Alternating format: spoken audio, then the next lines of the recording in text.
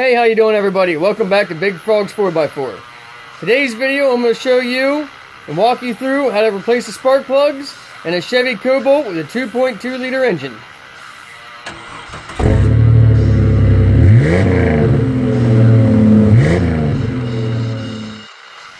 Alright, the first thing you want to do is blow all the dirt off from around your oil fill cap, then remove the oil fill cap, pull up gently on your plastic cover, and then reinstall your oil fill cap so nothing falls down inside the engine.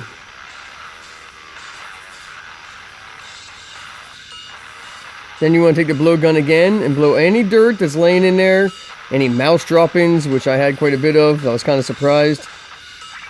So that nothing falls down inside your cylinders, inside your spark plug holes when you pull the plugs and coils out. Then you want to remove all the 10mm bolts that hold down your coils. I'm using a Milwaukee Fuel 3/8 inch impact to remove all these 10mm bolts.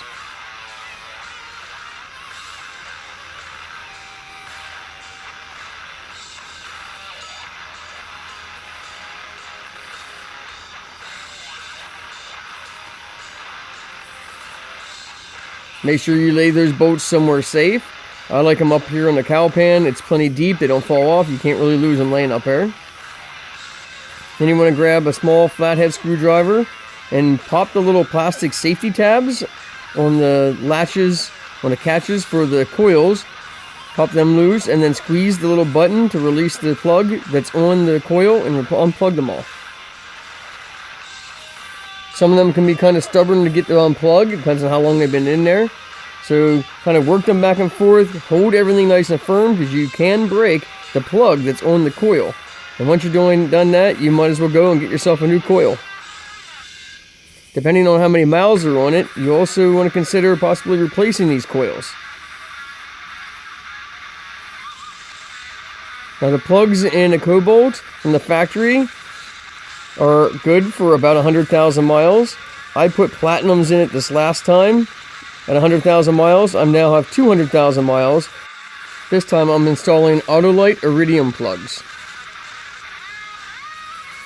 Also, when you pull your coils out, number them and try to put them back in the same location that you pulled them out, just in case there's any kind of engine misfire that might be in your computer system. You know which cylinder each of those came out, so it's easy to trace any kind of misfires later. Also, when you're removing your spark plugs, break them loose by hand. Do not use power tools to break them loose. Break them loose by hand, that way you can feel the threads. Examine each plug as you pull it out and see if there's any kind of damage to the plug in any way. Any excess oil that's on the end of the plug, burnt, or anything like that.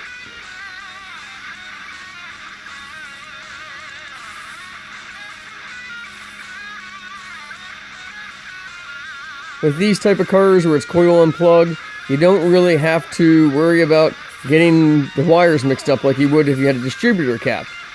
But it is very important to try to remember to put the coil in the same location that you took it out.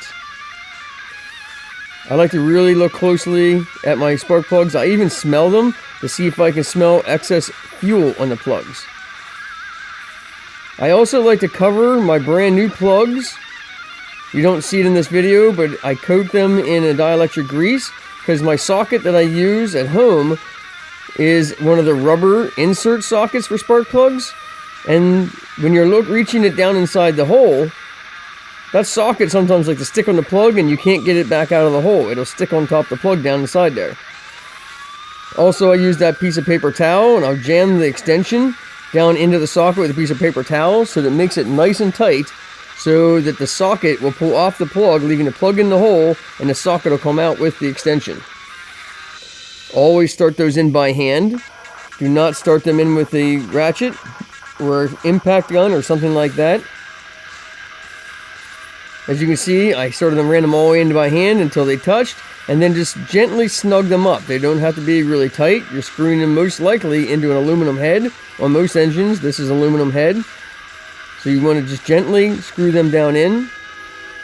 If you're doing a Ford engine, V8 engine, I recommend putting a dielectric grease on your spark plugs or an anti-seize on your spark plug.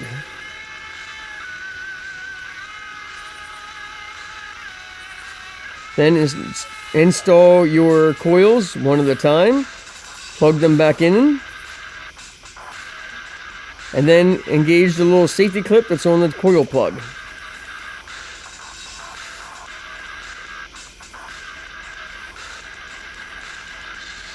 Then I go through and I'll install all the bolts by hand.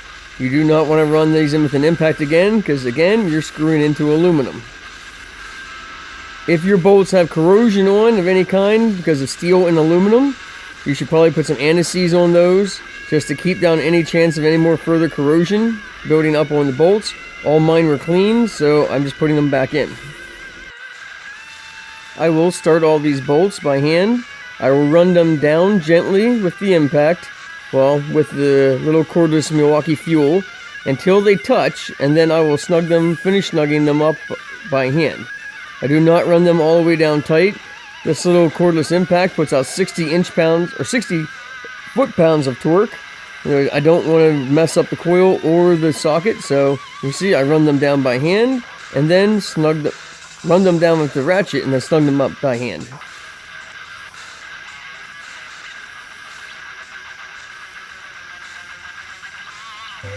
Then start the car, make sure there's no engine misses.